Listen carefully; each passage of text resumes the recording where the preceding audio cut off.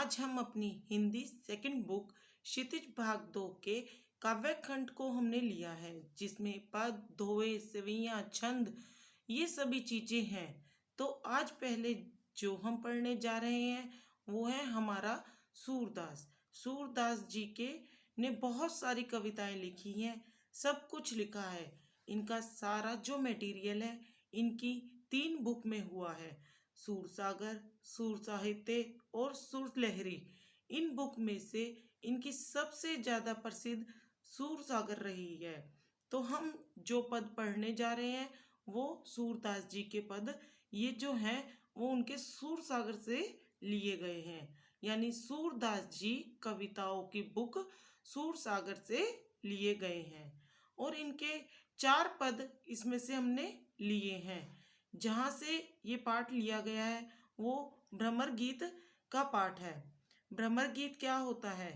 Actually क्या होता है, श्री कृष्ण जब मथुरा चले गए थे, वृंदावन से मथुरा चले गए थे, तो वहां से वो वापस लौटकर नहीं आए। जो गोपियां हैं उनका इंतजार करती रही, गोपियां उनका इंतजार करती रही, पर वो मथुरा से वृंदावन वापस नहीं आए क्योंकि वो उनसे बहुत प्रेम करती थी, मगर वो आ ही नहीं रहे थे। तो फिर अब क्या किया जाए? जब कृष्ण जी वापसी ही नहीं आ रहे थे तो क्या करे? गोपियां क्या करती?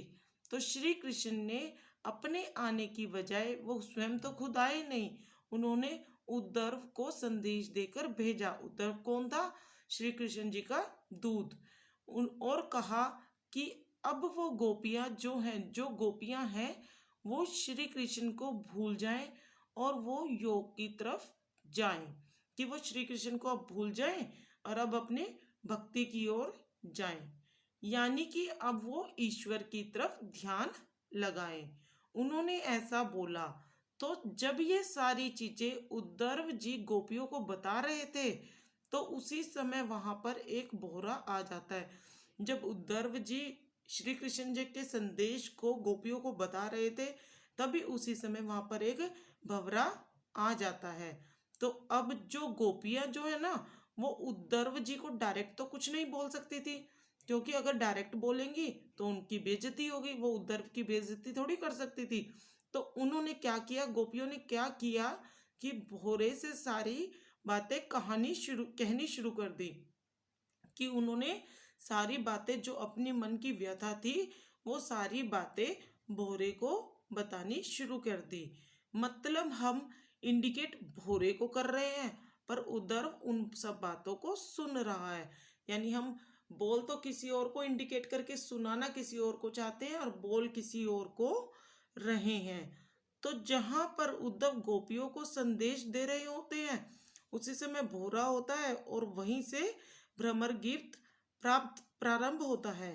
और अब ये कैसे होता है, क्या होता है, अब हम आपको सारी चीजें व्याख्या में बताएंगे।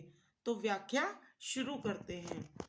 उदो तुम तो अति बड़भागी, आपरस रहत स्नेह तंगाते, नाहिन मन अनुरागी, पुरहीन पात रहत जल भीतर, तारस देहना दागी, जो जल माह तेल की गागरी, बूंदना ताको लागी, प्रीति नदी में पाओ न बोरियो, दृष्टि न रूप परागी, सूरदास अबला हम भोरी, गुरु चाटी जो पागी। अब पहले मैं इस पैराग्राफ के बारे में आपको थोड़ा सा बता देती हूँ, फिर आपको एक एक वर्ड का वर्ड मीनिंग समझाकर फिर लाइन की हिंदी बताती हूँ, तब अच्छे से आपको समझ आएगा। तो इसमें कवि क्या कहता है कि उदो तुम हो अति बड़भागी। भाई गोपियां उद्धव को व्यंग्य करते हुए कहती है कि तुम बहुत भाग्यशाली हो जो किसी के प्रेम में नहीं पड़े, अर्थात तुम तो कृष्ण से प्रेम भी नहीं किया, तुम्हारी दशा कमल के पत्ते के समान है। कमल के पत्ता जैसे जल में डूबता नहीं है, तेल के मटके जैसी भी है, यानी पानी के संपर्क में आता है और पानी से खुद को अलग रखता है। गोपियां उद्धव को भाग्यशाली समझती है जो कृष्ण के पास रहकर भी उनके प्रेम स्नेह से वंचित है। भाई वो कृष्ण के पास भी रहते हैं और फिर भी उनके प्रेम से वंचित है, और हम इतनी दूर रह के भी उनके प्रेम को तरस रहे हैं। उदो कृष्ण रूपी प्रेम के नदी के साथ रहते हुए भी उसमें स्नान करने की बात तो दूर, उस पर तो श्री कृष्ण प्रेम की एक छींट भी नहीं पड़ी। भाई उद्धव पे तो श्री कृष्ण के प्रेम की एक छींट भी नहीं पड़ी, जबकि वो तो सारा दिन उनके साथ रहता है। गोपियां खुद को अभागन नारी समझती, इस पैराग्राफ में गोपियां खुद को अभागिन समझती हैं, क्योंकि वह पूरी तरह से प्रेम में पड़ चुकी हैं। उनके अनुसार श्री कृष्ण के साथ रहते हुए भी उदो कृष्ण के प्रेम रूपी दरिया में कभी पाँव नहीं रखा, उनके रूप सौंदर्य का दर्शन नहीं किया। गोपियां श्री कृष्ण के प्रेम में इस तरह पड़ चुकी हैं मानो जैसे गुड़ में चींटियां लिपटी रहती है, वह उनके प्रेम में लीन रहती है। तो अब हम एक एक वर्ड्स का आपको वर्ड मीनिंग बताते हैं, फिर आपको लाइनें अच्छे से समझ आएगी। उदो, यहाँ पर उदो का मतलब क्या है? उद्धव, अति, अत्यधिक, बड़भागी, भाग्यशाली, अपरस, दूर, रहत, रहते थे, स्नेह, प्रेम के, तग्गा, धागे, तेई, से, नाहिन, नहीं, अनुरागी, प्रेम।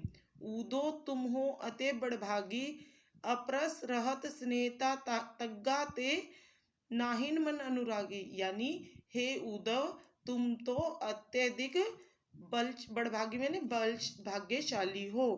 अपरस रहत स्नेह तंगाते, यानी दूर रहते हो, दूर रहत मैंने रहते हो, स्नेह प्रेम के धागे से नहीं, यानी अपरस रहत स्नेह तंगाते नाहिन मन अनुरागी। भाई तुम तो बड़े भाग्यशाली हो, किसी के प्रेम में इतनी दूर रहकर भी फिर भी नहीं पड़े हो। तुम हमेशा कृष्ण के पास रहे हो और फिर भी उसके प्रेम में नहीं पड़े, तुम्हारे ऊपर तो एक बूंद भी उनके प्रेम की नहीं पड़ी।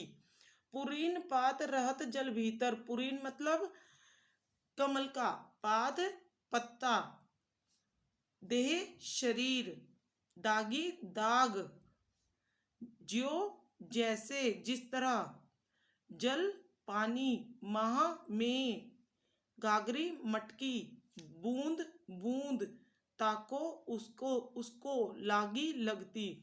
पुरहीन पात रहत जल भीतर, यानी कमल का पत्ता जिस प्रकार जल के भीतर रहता है, तारस देना लागी, और उसके शरीर पर पानी की एक बूंद भी नहीं लगती, यानी उसके शरीर पर एक बूंद भी पानी की टिकती नहीं है, तभी ही वो फिसल जाती है।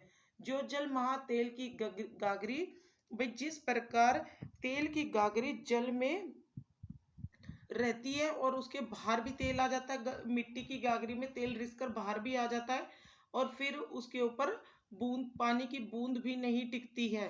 तेल के मटके जैसा होता है, वो पानी के संपर्क में आने पर भी पानी से खुद को अलग रखता है। और यही कारण है कि गोपियां उद्धव को भाग्यशाली समझती है, जो कृष्ण के पास रहकर भी उनके प्रेम और स्नेह से वंचित है, और उद्धव कृष्ण रूपी प्रेम की नदी के साथ रहते हुए भी उसमें स्नान नहीं करते। आगे देखो, ज्यो जल महा तेल की प्रीति नदी में पाओ न बोरियो, दृष्टि न रूप परागी, सूरदास अबला हम भोरी, गुर चाटी ज्यो पागी। प्रीति नदी, प्रेम रूपी नदी, में पाओ पैर, न नहीं, बोरियो डुबोए। भाई प्रीति नदी में, प्रेम रूपी नदी में पैर को ना डुबोए, हमें प्रेम रूपी नदी में पैर को नहीं डुबोना चाहिए। दृष्टि न रूप परागी, परागी मैंने मुग्ध होना, सूरदास जी, अबला शक्तिहीन, भोरी भोली, गुर गुड़, चीटी चीटी, ज्यो जिस तरह, पागी लिपट जाना। तो प्रीति नदी में पाओ न बोरियो, दृष्टि न रूप परागी, सूरदास अबला हम बोरी, गुर चाटी जो पागी। भाई इसमें सूरदास जी कहते हैं कि हमें उद्धव कृष्ण रूपी प्रेम की नदी में के साथ रहते हुए भी अपने उसमें स्नान करने की बात तो दूर, उस पर तो श्री कृष्ण प्रेम की एक छींट भी नहीं पड़ती। गोपियां खुद को अभागिन नारी समझती है, यहाँ पर अबला नारी समझती है। यानी प्रीत की नदी में, प्रेम की नदी में उद्धव ने पैर भी नहीं रखा और श्री कृष्ण ने तो उनके ऊपर अपनी दृष्टि भी नहीं डाली। प्रेम जब उद्धव उनके पास रहता था तो श्री कृष्ण ने उनके ऊपर तो अपनी दृष्टि भी नहीं डाली। यहाँ पर गोपियां अपने आप को अबला नारी कहती है, शक्तिहीन कहती हैं और कहती हैं कि गुड़ चीटी, जो यहाँ पे गुड़ किसको कहा है? गुड़ को, और चाटी चीटी को। गुड़ श्री कृष्ण जी को कहा गया है, चीटी गोपियों को कहा गया है कि गोपियां श्री कृष्ण के प्रेम में इस तरह पड़ चुकी हैं मानो जैसे गुड़ से चीटियां लिपटी रहती है, यानी उनके प्रेम में लीन रहती हैं और अंत में उसी में ही अपने आप को समाकर ज्योपागी यानी लिपट जाना, लिपट कर मर जाती हैं, अपने जीवन को समाप्त कर देती हैं। हम भी श्री कृष्ण के चारों ओर लिपट कर ही अपने आप को समाप्त कर देंगी। प्रसंग प्रस्तुत पंक्तियां हमारी हिंदी की पाठ्य पुस्तक क्षितिज पाठ 1 सूरदास के पद से ली गई है। इस पद के कवि सूरदास जी है। इस पद में गोपियों द्वारा उद्धव पर व्यंग्य करने का सुंदर वर्णन किया गया है। इस पंक्तियों में गोपियों ने उद्धव पर व्यंग्य कसा है। क्या व्यंग्य कसा था उन्होंने? कि तुम श्री कृष्ण के पास इतने पास रहते हो, फिर भी तुम इतने भाग्यशाली हो कि तुम तो उनके प्रेम में पड़े ही नहीं। तुमने तो प्रेम रूपी नदी में पैर भी नहीं डुबोए और श्री कृष्ण ने अपनी दृष्टि भी तुम पर नहीं डाली। यह गोपियों ने उद्धव पर व्यंग्य कसा था। भावार्थ, अब देखो इसका फुल एक्सप्लेनेशन देखो कि किस तरह आपको एग्जाम में लिखना है। प्रस्तुत पंक्तियों में गोपियां उद्धव श्री कृष्ण के सखा थे से व्यंग्य करते हुए कह रही हैं, श्री कृष्ण जी के सखा थे, वो दूत बनकर गोपियों के पास आए थे कि तुम बड़े भाग्यवान हो जो तुम अभी तक कृष्ण के प्रेम के चक्कर में नहीं पड़े। गोपियों के अनुसार उद्धव उस कमल के पत्ते के समान है जो हमेशा जल में रहकर भी उसमें डूबता नहीं है और ना ही उसके दाग धब्बों को खुद पर आने देता है।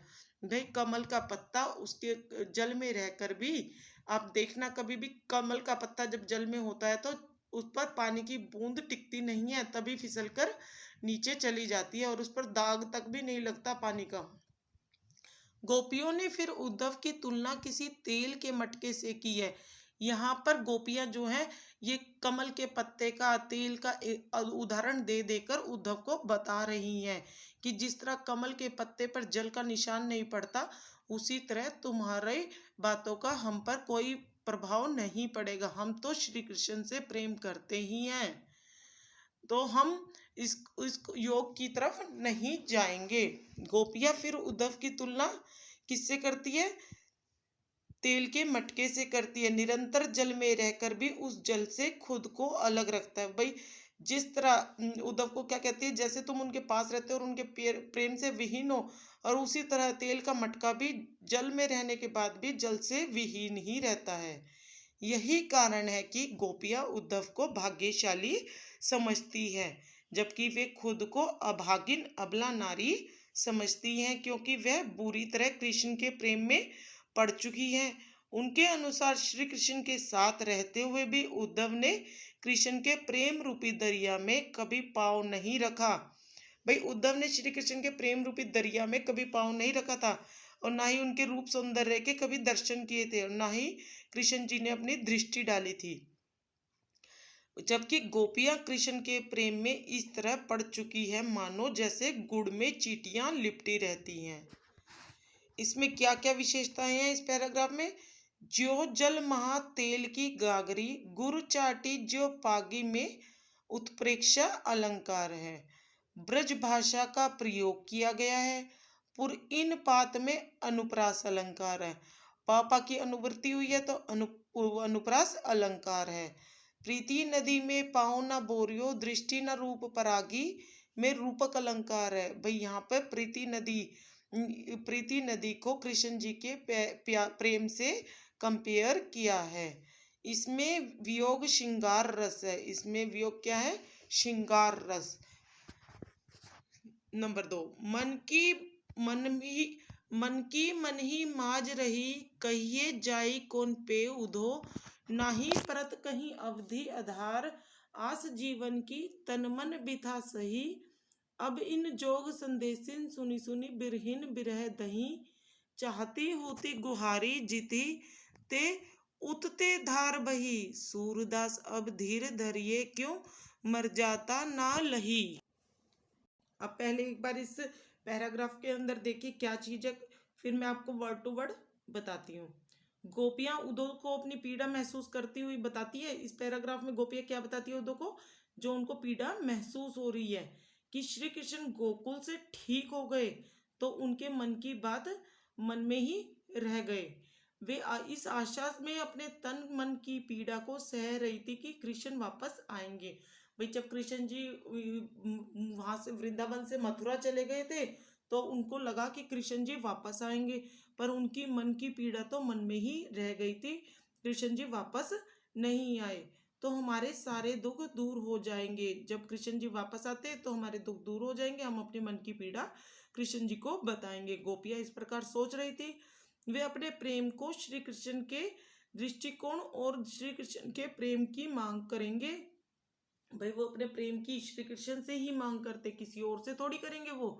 लेकिन कृष्ण जी ने हमारे लिए क्या कहा कि ज्ञान योग को का संदेश भेजकर हमारे दुख को और बढ़ाया।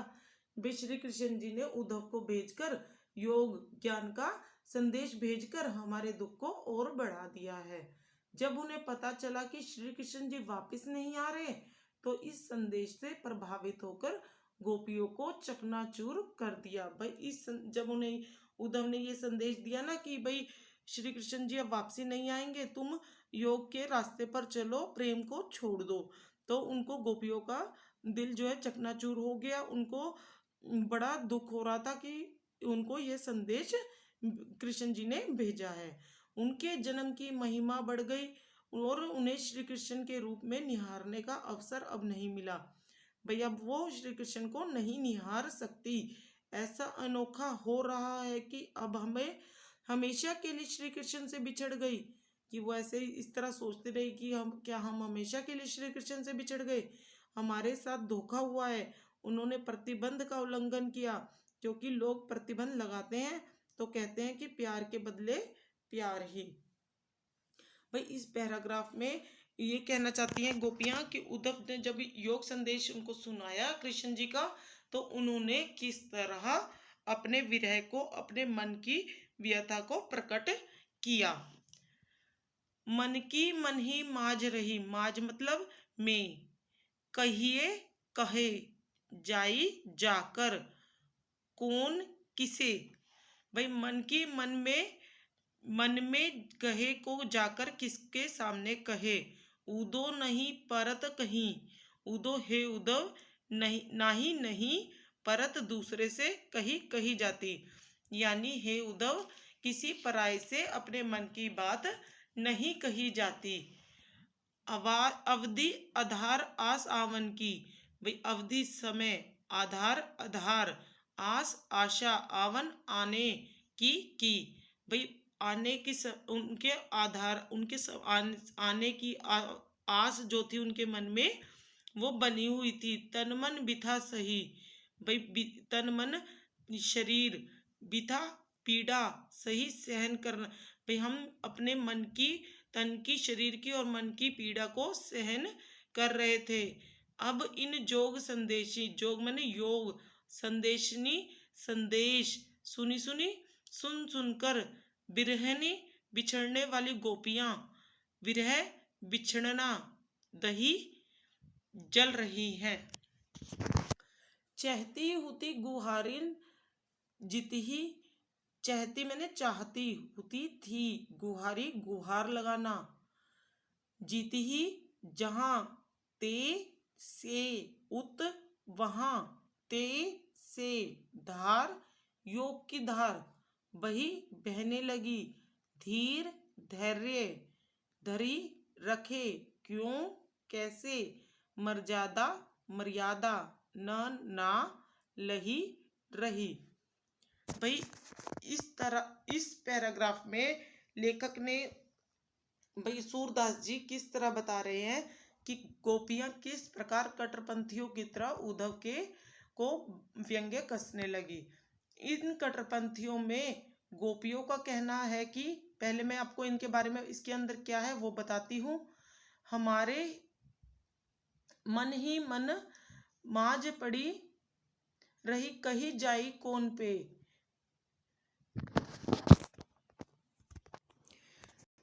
मन की बात ही मांझ रही कहिए जाई कौन पे उदो नाही परत कही। भाई गोपियों उदो से है ना अपनी पीड़ा महसूस करती हुई कहती है कि भाई हमारे मन की बात तो मन में ही रह गई। वे इस आशा में अपने तन मन की पीड़ा को सह रही थी कि जब कृष्ण वापस आएंगे तो हमारे सारे दुख दूर हो जाएंगे। अवधि आधार आसावन की तन मन बिथा सही। भाई वे अपने प्रेम को श्री कृष्ण के संवित दृष्टिकोण और कृष्ण के प्रेम की मांग करेंगे। लेकिन कृष्ण जी ने हमारे लिए क्या ज्ञान योग संदेश भेजकर हमारे दुख को बढ़ाया है। अब इन जोग संदेश सुनी सुनी बिरहन बरी दही।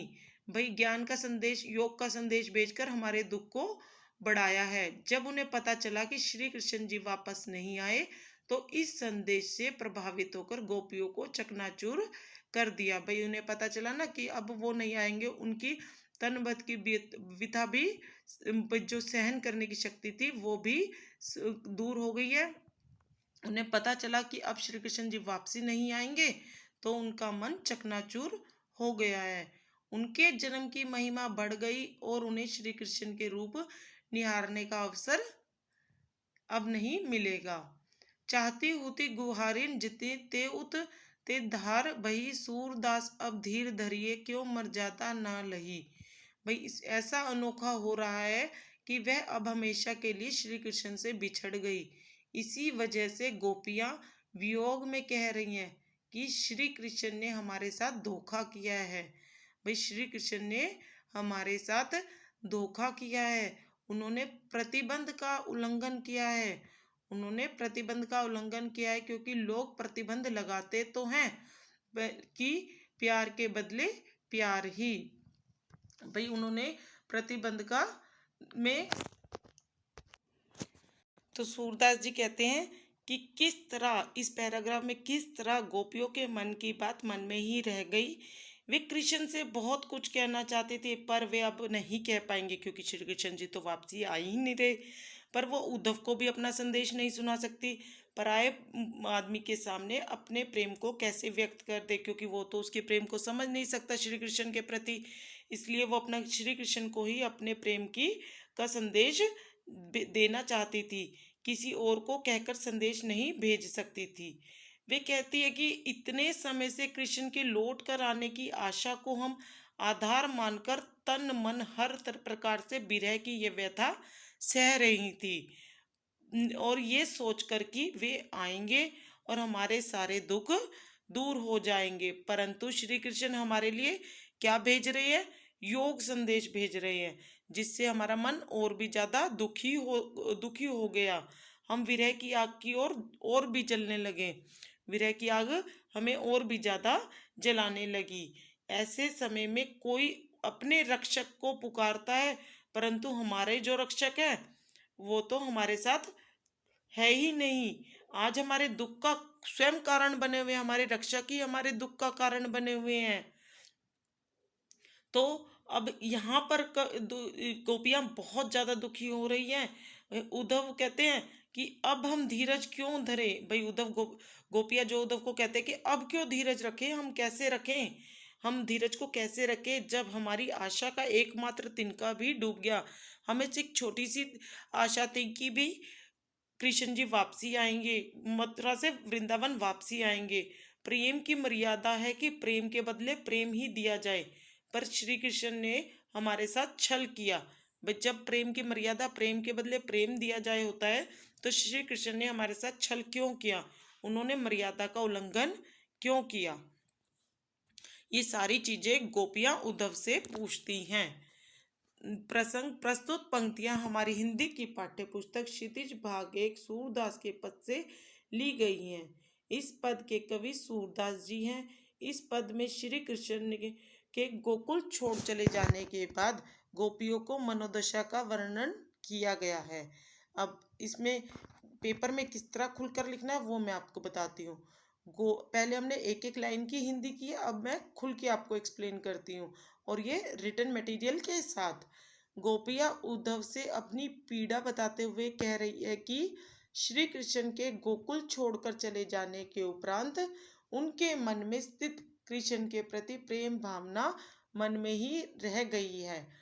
वे सिर्फ इसी आशा में अपने तन मन की पीड़ा को सह रही थी कि जब कृष्ण वापस लौटेंगे तो वे अपने प्रेम को कृष्ण के समक्ष व्यक्त करेंगे और कृष्ण के प्रेम की भागीदारी बनेंगी। परंतु जब उन्हें कृष्ण का योग संदेश मिला, जिसमें उन्हें पता चलता है कि वह लौटकर नहीं आएंगे, तो इस संदेश को सुनकर गोपियाँ टूट सी गई और वह विरह की व्यथा की ओर बढ़ गई। भाई उनका विरह और ज्यादा बढ़ गया। अब तो उनके विरह सहने का सहारा भी उनसे छिन गया। भाई इंतजार करना उनका विरह था, वो इंतजार कर रही थी, तो वो सिर्फ उनका सहारा था, पर वो भी कृष्ण जी ने उनसे छीन लिया। अब अर्थात अब श्री कृष्ण वापस लौटकर नहीं आने वाले हैं और इसी कारण अब उनकी प्रेम भावना कभी संतुष्ट होने वाली नहीं है।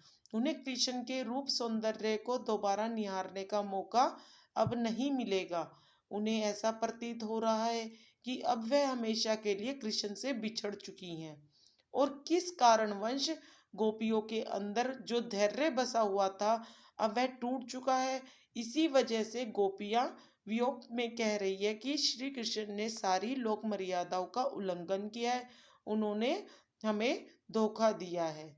इसमें क्या विशेषता है इस पैराग्राफ में? अवधि आधार आस आवन की बिरहिन बिरह धीर धरिये में अनुप्रास अलंकार है, क्योंकि ए की पुनरावृत्ति है।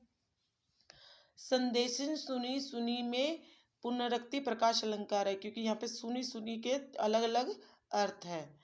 गोपियों की विरह दशा में का मार्मिक वर्णन है, इसमें ब्रज भाषा का प्रयोग हुआ है। नेक्स्ट, हमारे हरि हारिल की लकड़ी मन क्रम वचन नंद नंदन उर यह दृढ़ करी पकड़ी जागत सोवत स्वप्न दिवस नीसी काना काना जकरी सुनत रो जोग लागत है ऐसो जो करियु ककरी सूतो व्याधि हमको ले आए देखी सुनी ना करी यह तो सुरति नहीं ले सोपो जिनके मन चकरी। इसमें आप इसमें पहले शब्दार्थ को देखो। हमारे हरि हारिल की लकड़ी, हमारे मतलब हमारे, हरि मतलब श्री कृष्ण, हारिल हारिल एक पक्षी होता है, हारिल पक्षी का नाम है, लकड़ी लकड़ी, हारिल की लकड़ी यानी हारिल जो पक्षी होता है वो एक लकड़ी को अपने पास, लकड़ी के पास ही रहता है।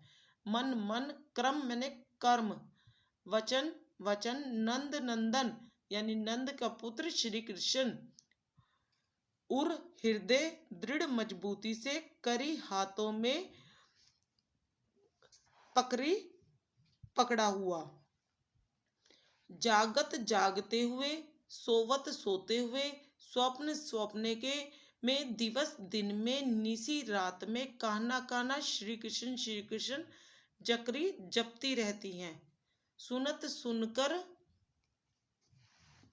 जोग योग संदेश लागत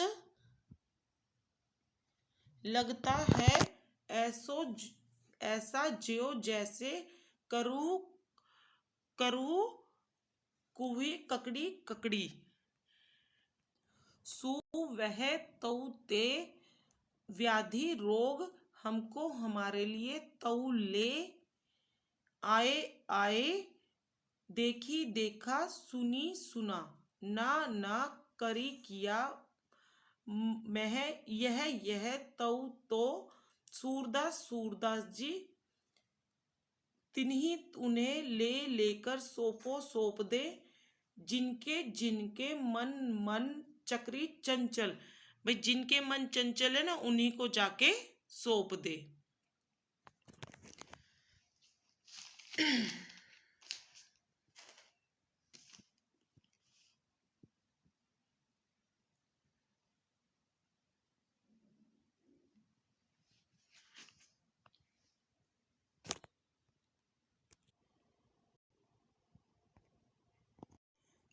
प्रस्तुत पंक्तियां हमारी हिंदी की पाठ्य पुस्तक क्षितिज पाठ एक सूरदास के पद से ली गई है। इस पद के कवि सूरदास जी हैं। इस पद में उद्धव श्री कृष्ण का संदेश गोपियों के लिए लेकर आते हैं, लेकिन गोपियों पर उनके संदेश का कोई असर नहीं पड़ता। भावार्थ, सूरदास जी के इन पदों में गोपियां उद्धव से यह कह रही हैं कि हमारे हृदय में श्री कृष्ण के प्रति अटूट प्रेम है, जो कि किसी योग संदेश द्वारा कम होने वाला नहीं है, बल्कि इससे उनका प्रेम और भी दृढ़ हो जाएगा। गोपियां उद्धव से कह रही है कि जिस तरह हारिल अपने पंजों में लकड़ी को एक बड़ी दृढ़ता से पकड़े रहता है, उसे कहीं भी गिरने नहीं देता, उसी प्रकार हमने श्री कृष्ण को अपने हृदय के प्रेम रूपी पंजों से बहुत ही दृढ़ता से पकड़ाए हुए हैं। हमारे मन में दिन रात केवल हरि ही बसते हैं, यहाँ तक कि हम सपने में भी हरि का नाम रटते रहते हैं। और इसी वजह से हमें तुम्हारा योग संदेश किसी कड़वी ककड़ी की तरह लग रहा है। हमारे ऊपर तुम्हारे इस संदेश का कुछ असर होने वाला नहीं है, इसलिए हमें इस योग संदेश की कोई आवश्यकता नहीं है।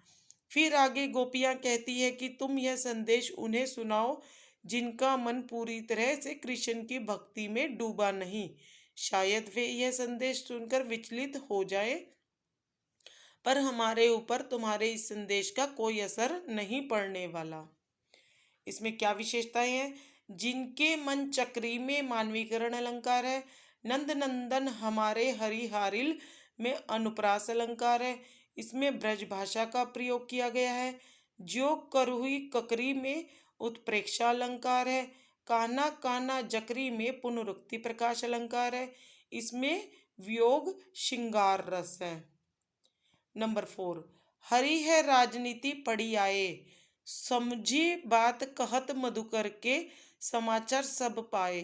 एक अति चतुर हो तू पहले ही अब गुरु ग्रंथ पढ़ाए, बुद्धि बड़ी बुद्धि जानी जो उनकी जोग संदेश पढ़ाए।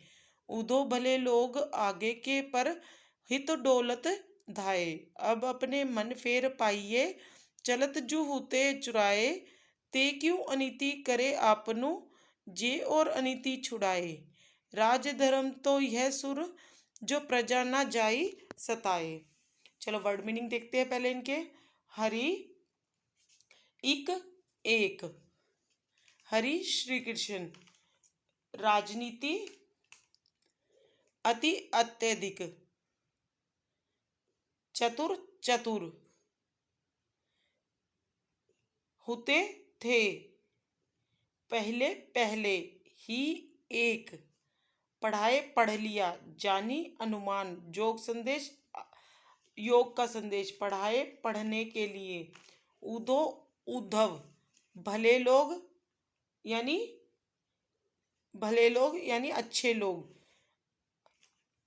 आगे डोलत दौड़ते फिरते हैं, हित भले के लिए, फिर अब अपने मन फेर यानी फिर, पाइये पा लेना, चलत जू होते चुराए, चलत मैंने जाते हुए, जू जो, होते थे चुराए चुरा गए।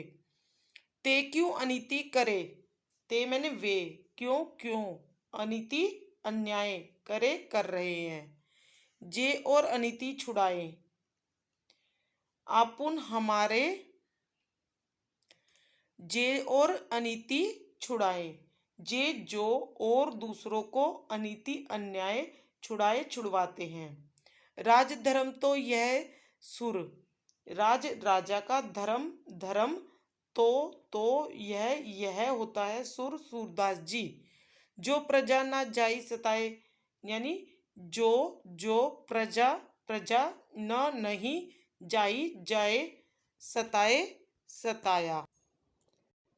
इसमें गोपियाँ क्या कहती हैं कि कृष्ण ने राजनीति पढ़ ली है, कृष्ण ने राजनीति तो पढ़ ली है, पर गोपियाँ बात करती हुई व्यंग्यपूर्ण कहती है कि वे तो पहले से ही बहुत चालाक थे, पर अब उन्होंने बड़े बड़े ग्रंथ पढ़ लिए हैं जिससे उनकी बुद्धि और अधिक बढ़ गई है। तभी तो हमारे बारे में सब कुछ जानते हुए भी उन्होंने हमारे पास उद्धव से योग का संदेश भेजा है। भाई कृष्ण जी तो पहले ही बहुत ही बुद्धिमान थे, चालाक थे, और अब उन्होंने राजनीति भी पढ़ ली है। तभी तो उन्होंने उद्धव के हाथ हमारे पास योग का संदेश भेज दिया है। उद्धव जी का इसमें कोई दोष नहीं है, भाई उद्धव का तो कोई दोष ही नहीं है इसमें। ये भले लोग हैं, दूसरों के कल्याण करने में आनंद का अनुभव करते हैं। भाई उद्धव जी तो बहुत ज़्यादा भले लोग हैं, दूसरों का भला करने में बहुत ज़्यादा उनको आनंद प्राप्त होता है। भाई गोपियाँ फिर से उद्धव के बारे में कहती है कि अब जाकर कहिएगा, कि उद्धव को कहती है कि अब श्री कृष्ण जी के पास जाकर कहिएगा कि यहाँ से मथुरा जाते वक्त श्री कृष्ण जी हमारे मन भी अपने साथ ले गए थे। भाई अब जब उद्धव जी से सारी बात हो गई, सब कुछ उन्होंने अपने विरह व्यथा सब कुछ उनको बता दी, तो अब वो कहती हैं कि श्री कृष्ण के पास जाकर अब आप हमारा संदेश ले जाइए और श्री कृष्ण जी को कहिए कि आप हमारा मन भी अपने साथ ले गए थे, उसे वे वापस कर दे। भाई वापस आकर उसे हमारे मन को हमें वापस दे जाए। वे अत्याचारी को दंड देने का काम करने मथुरा गए थे, परंतु वे स्वयं ही अत्याचारी हो गए हैं, अत्याचारी करने लग गए हम लोगों पर। भाई हम पर वो इतना अत्याचार करने लगे कि हमारे मन को भी साथ ले गए और वापस भी नहीं आ रहे। आप उनसे कहिएगा कि एक राजा को हमेशा चाहिए कि वो प्रजा के हित का ख्याल रखे, पर उन्होंने तो किसी प्रकार का कष्ट नहीं पहुंचने देता। एक राजा का काम होता है कि वो अपनी प्रजा का हित का ख्याल रखे, उसे कभी किसी प्रकार का कष्ट ना हो, और यही राजधर्म है। भाई उन्होंने अब गोपियाँ उनको राजधर्म बता रही है कि राजधर्म यही है, वो राजा हैं, तो फिर कृष्ण जी कैसे अपने राजधर्म को भूल गए हैं। अब इसको हम पढ़ते हैं, अब देखते हैं कि इसमें क्या बताया है। गोपियाँ कहती हैं कि हरि है राजनीति पढ़ी आए, समूची बात कहत मधुकर के समाचार सब पाए। भाई गोपियाँ कहती है कि श्री कृष्ण ने राजनीति तो पढ़ ली है, श्री हरि मतलब श्री कृष्ण ने राजनीति तो पढ़ आए हैं, पर समूची बात कहत, भाई ये सारी बात गोपियाँ जो ये सारी बात व्यंग्य वाली बात कर रही है ना, व्यंग्यपूर्ण बात कर रही है, मधुकर मतलब भवरे को कह रही है, पर समाचार सभी को ही मिल रहा है। एक अति चतुर होते पहले ही अब गुरु ग्रंथ पढ़ाए। वो पहले से ही चालाक तो बहुत थे, पर अब गुरु ग्रंथ भी पढ़े आए हैं। भाई हमारा वो पहले से ही इतने चालाक थे, गुरु ग्रंथ पढ़कर तो और बड़े बड़े ग्रंथ पढ़कर तो और भी ज़्यादा बुद्धिमान हो गए हैं। हमारे बारे में सब कुछ जानते, अर्थात हमारे बारे में सब कुछ जानते हुए भी उन्होंने हमारे पास उद्धव को योग का संदेश देकर भेजा है। इस उदो भले लोग आगे के पर हित डोलत धाय। भाई उदो तो बहुत ही भला आदमी है, भले लोग हैं, इनका इसमें कोई दोष नहीं है। हित डोलत धाय, भाई वो लोगों के दूसरों के कल्याण करने में आनंद का अनुभव करते हैं। अब अपने मन फेर पाइए चलत जू होते चुराए। भाई फिर से वो गोपियाँ क्या कह रही है कि अब आप जाकर हमारे बारे में श्री कृष्ण जी से हमारे मन की हमारा संदेश श्री कृष्ण जी को दीजिए। आपने श्री कृष्ण के संदेश को तो हमें बता दिया, अब हमारा संदेश उन्हें दीजिए। अब अपने मन फेर पाइए चलत जू हेतु चुराए। भाई यहाँ से मथुरा जाते वक्त श्री कृष्ण हमारा मन भी अपने साथ ले गए हैं, उसे वे वापस कर दे। ते क्यों अनीति करे आपनु जे और अनीति छुड़ाए। भाई आप उनसे कहिएगा कि एक राजा को हमेशा चाहिए कि वो प्रजा के हित का ख्याल रखे, उन्हें किसी प्रकार का कष्ट नहीं पहुंचने दे। भाई यही राजा का धर्म होता है, प्रजा के हित ना जाहि सताए, भाई प्रजा के को सताए नहीं, उसके हित का ख्याल रखे। तो इस प्रकार हमने ये चारों पैराग्राफ पढ़े और इसमें देखा कि श्री कृष्ण जी से गोपियों के मन की व्यथा, उद्धव की किस तरह योग संदेश लेके आया, गोपियों ने अपने मन की व्यथा को बताया, भंवरे के माध्यम से उद्धव को संदेश दिया और श्री कृष्ण के लिए आखिरी में संदेश पहुंचा। उन्होंने अपने प्रेम की विरह की भावना को किस प्रकार व्यक्त किया है। प्रसंग प्रस्तुत पंक्तियां हमारी हिंदी की पाठ्य पुस्तक क्षितिज पाठ सूरदास के पद से ली गई है। इस पद के कवि सूरदास जी हैं। इस पद में गोपियां उद्धव के माध्यम से श्री कृष्ण का संदेश भेज रही हैं। भावार्थ अब देखते हैं कि इसको पेपर में किस तरह एक्सप्लेन करके लिखना है। कि प्रस्तुत पद में सूरदास जी ने हमें यह बताने का प्रयास किया है कि किस प्रकार गोपियां श्री कृष्ण के वियोग में खुद को दिलासा दे रही हैं। सूरदास गोपियों के माध्यम से कह रहे हैं कि श्री कृष्ण ने राजनीति का पाठ पढ़ लिया है, जो कि मधुकर उद्धव के द्वारा सब समाचार प्राप्त कर लेते हैं। यानी वो भंवरे को माध्यम बनाकर उद्धव को समाचार दे रही है। वो डायरेक्ट तो उद्धव को कुछ कह नहीं सकती थी, भाई श्री कृष्ण जी के मित्र थे वो, उनका फिर उनकी बेइज्जती होती, तो इसलिए भंवरे को इंडिकेट कर कर वो उद्धव को समाचार दे रही हैं। उन्हीं के माध्यम बनाकर संदेश भी भेज देते हैं। उद्धव जिसे यहाँ भंवरा कहकर दर्शाया गया है वह तो पहले से ही चालाक है, परंतु श्री कृष्ण के राजनीति का पाठ पढ़ाने से अब वह और भी चतुर हो गए हैं और हमें अपने छल कपट के माध्यम से बड़ी चतुराई के साथ श्री कृष्ण का योग संदेश दे रहे हैं।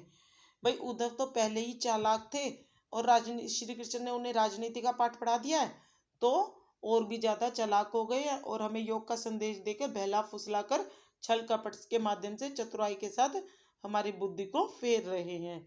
कृष्ण की बुद्धि की भी तो दाद देनी होगी, जो हमें इस उद्धव के जरिए संदेश दे रहे हैं, जिससे हम उन्हें भूल जाएं। ऐसा तो कतई नहीं होगा, लेकिन हाँ, इससे हमारा मन तो हमें वापस मिल जाएगा, जो कि श्री कृष्ण यहाँ से जाते समय चुरा कर ले गए थे। उनके अनुसार बड़े लोग तो हमेशा दूसरों की भलाई के लिए परिश्रम करते हैं, पर गोपियों को यह बात समझ में नहीं आ रही है कि जो श्री कृष्ण दूसरों को न्याय का पाठ पढ़ाते हैं, वो स्वयं उनके साथ इतना बड़ा अन्याय कैसे कर सकते हैं।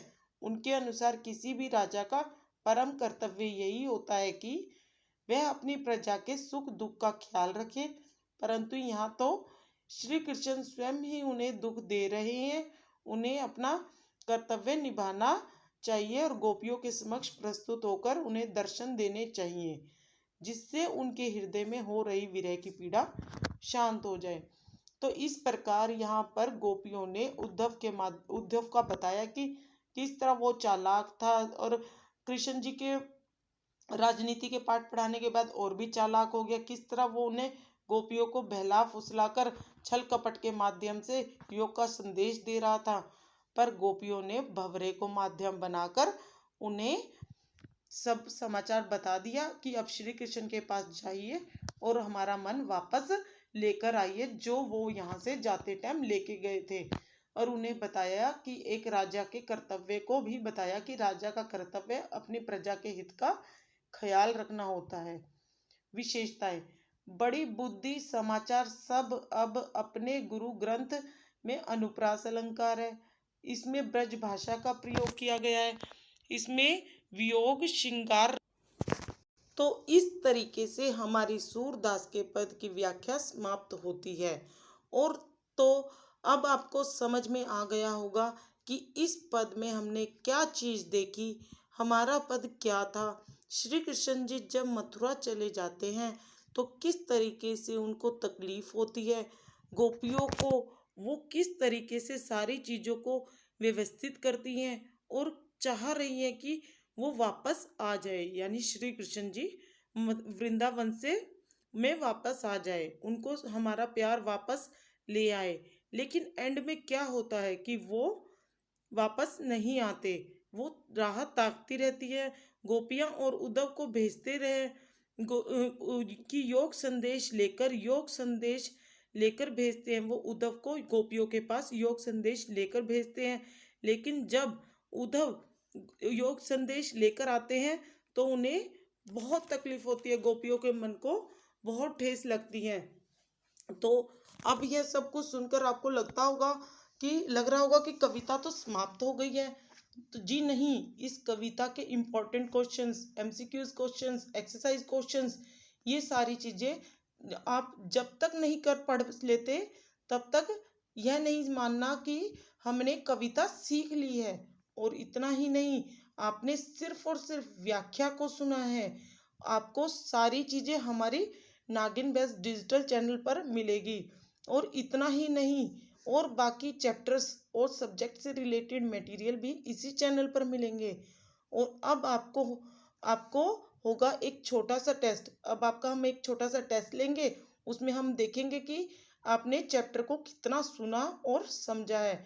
अगर आप कविता को अच्छे से पढ़ चुके हैं तो देखते हैं आप इन क्वेश्चंस के आंसर कि अच्छे से देते हैं या नहीं। आप अपने आंसर्स को कमेंट बॉक्स में जरूर बताइएगा। तो प्रश्न है, गोपियों ने किसके प्रति प्रेम भाव प्रकट किया था? नंबर 2, प्रथम पद में कौन अपने आप को भोली और अबला समझती हैं? नंबर 3, उद्धव गोपियों को कौन सा संदेश देता है? नंबर 4, मन चक्री से क्या अभिप्राय है? इन सभी क्वेश्चंस के आंसर आप हमें कमेंट बॉक्स में लिखकर भेजिए। इससे हमें पता चलेगा कि आप चैप्टर को अच्छे से समझ रहे हैं। तो आगे हमारे साथ बने रहे, हम जल्दी ही और वीडियोस के साथ आएंगे। वीडियो अच्छी लगे तो लाइक शेयर और सब्सक्राइब कीजिए। तब तक के लिए थैंक यू, बाय बाय।